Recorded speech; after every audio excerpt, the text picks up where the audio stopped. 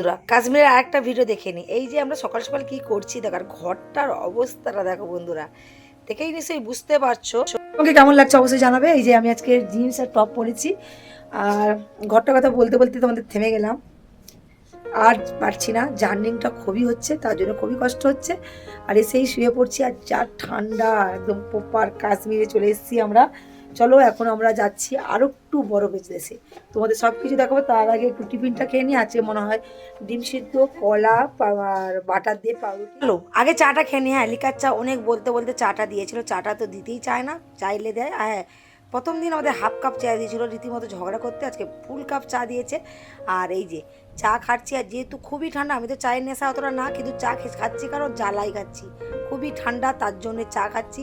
আর আমার বর দেখো আমাকে চারদিকে চাপাচ্ছে, কারণ হচ্ছে সে তো জানে এক্ষুনি যদি গলাটা যন্ত্রণা হয় খরচা বেড়েই যাবে, ওই জন্য চারদিকে আমাকে চাপিয়ে চুপিয়ে এই যে আমরা চললাম এখন বরফের উদ্দেশ্যে।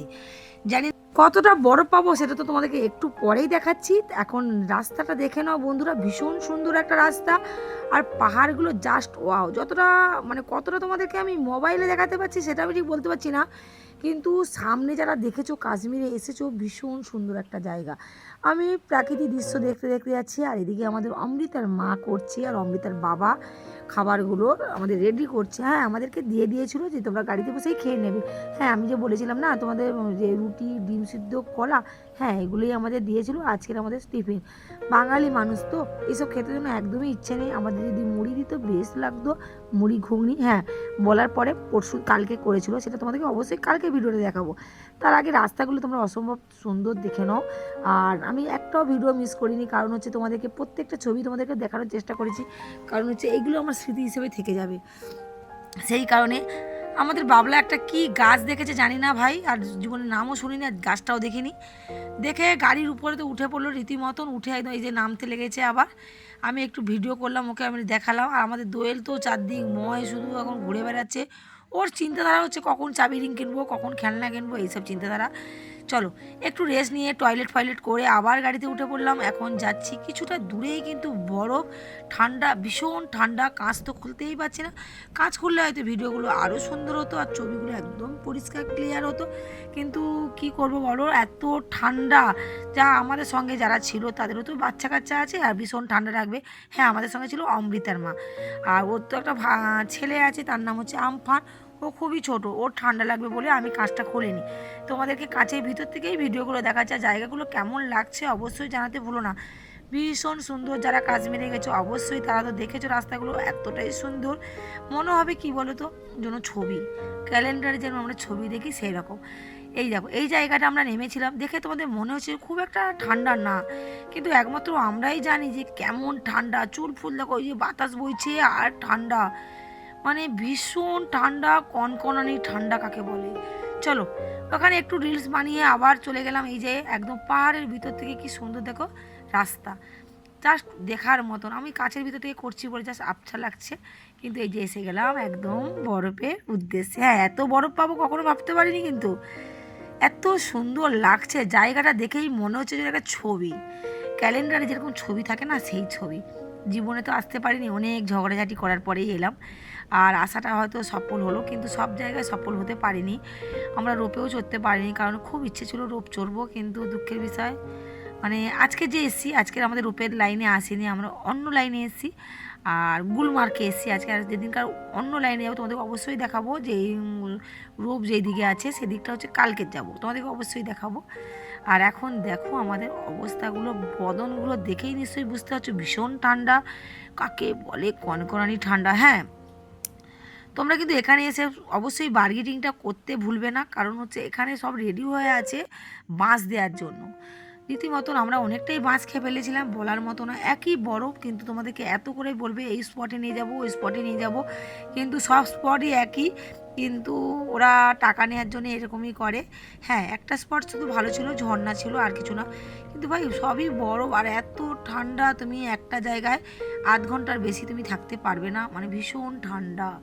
মানে জায়গাটা দেখে নিশ্চয়ই বুঝতে পারছো, ছবিতে এবার মনে হচ্ছে কোনো ব্যাপার না, কিন্তু আমরাও এখান দিয়ে ভেবেছিলাম যে কোনো ব্যাপার না, সেখানে গিয়েই দেখেছিলাম এত ঠান্ডায় মনে হয় যেন আমার কাকদ্বীপ ভালো আর গরম কালো ভালো। এই যে সেই জায়গাটা তোমাদেরকে বলছিলাম না যে ঝর্নার জল, এই যে সেই জায়গাটা, এই জায়গাটা ভীষণ ভালো লাগছিলো। এই দেখো আমাদের দোয়েলকে শুধু দেখো, দোয়েল আর অমৃতা একদম বরফ মানে কাকে বলে, ওদের কোনো ব্যাপার না এত ঠান্ডায়। আমরা হাতে গ্লাভসগুলো নিয়েছিলাম, যে একদম কিনেই নিয়েছিলাম যে 3 দিন আমরা বরফে আসবো আর 3 দিনই হয়ে যাবে। কিন্তু আমার মেয়ে তো সেটা শোনার মেয়ে না, আমার মেয়ে 12টা বাজিয়েই দিয়েছে, পুরো ভিজিয়ে ছেড়ে দিয়েছে। হ্যাঁ, এই স্পটগুলোতে না আমাদের নামতে দেয়নি, গাড়ি থেকেই দেখিয়ে দিয়েছিলাম, তাই তোমাদের দেখালাম। আর আমাদের দোয়েলকে দেখো, কোনো ব্যাপার আছে, দেখো বরফটাকে কেন কোলে করে নিয়ে দিব্যি হেঁটে আসছে, ভীষণ আনন্দে আছে। কিন্তু আমি ঠান্ডায় কোথায় ঢুকবো খুঁজে পাচ্ছি না, যেহেতু আমার গলায় প্রবলেম আছে, আর কি কষ্ট যে হচ্ছে, যন্ত্রণা হচ্ছে আমার গলায়, একমাত্র আমি জানি। হ্যাঁ, হয়তো ভিডিওগুলো খুব একটা ভালো করতে পারিনি, কাশ্মীরে গেছি, লোক কাশ্মীরে গেলে কত সুন্দর সুন্দর ভিডিও বানায়, আমি হয়তো খুব একটা ভালো পারিনি, কিন্তু যা পেরেছি ভাই তোমাদেরকে দেখিয়েছি। আর তোমরা যদি ভালোবেসে থাকো অবশ্যই দেখো। আর আমি প্রত্যেকটা স্পটই কিন্তু তোমাদের দেখাচ্ছি, কিন্তু নামগুলো জানি না, তাই তোমরা যদি অবশ্যই জেনে থাকো আমাকে অবশ্যই কমেন্ট করে বলো।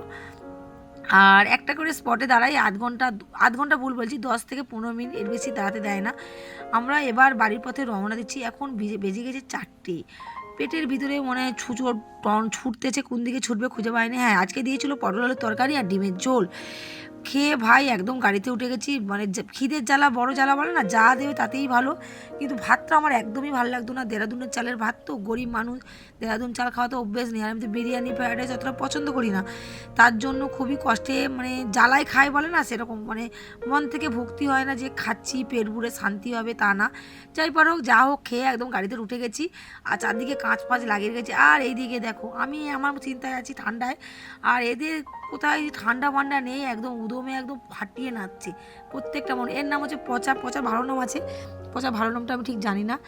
আর এই যে এইটা হচ্ছে অমৃতার মামার ছেলে, আর এই যে আমাদের অমৃতা দেখো ফাটিয়ে ডান্স করছে, ভাই বলার মতো না। আমরা কিন্তু খুব এনজয় করেছিলাম, যাই বলো তাই বলো, মানে রাগারাগি ঝগড়াঝাটি যাই হোক, আমরা যে গাড়িতে 12 জন ছিলাম আমরা প্রচুর আনন্দ করেছিলাম, প্রচুর প্রচুর, দেখে নিশ্চয়ই বুঝতে পারছো। আর এতটা ঠান্ডা, এখন কিন্তু রাত মানে সন্ধ্যা 8টা বেজে গেছে, কিন্তু দেখেই তোমাদের মনে হচ্ছে না, কিন্তু কখন যে সময় কেটে যায় না বোঝা যায় না। আমরা বেরিয়েছিলাম সকাল 9টার সময়, এখন 8টা অলরেডি বেজে গেছে, এখনও রুমে আমরা পৌঁছোইনি, রুমে যেতে এখনও 2 ঘন্টা লাগবে। হ্যাঁ, রাত্রে আজকে আবার মাংস হয়েছিল। আর আমাদের অমৃতার নাচটা তোমাদের কেমন লাগছে অবশ্যই জানাতে ভুলো না। আর যদি ভালো লেগে থাকে অবশ্যই লাইক কমেন্ট শেয়ার করো। আর ইউটিউব থেকে যারা দেখছো তারা জাস্ট একটু সাবস্ক্রাইব করে দিও, আর ফেসবুক থেকে যারা দেখছো তারা একটু ফলো করে দিও। কালকে নতুন একটা ভিডিও চলে আসবে, টাটা।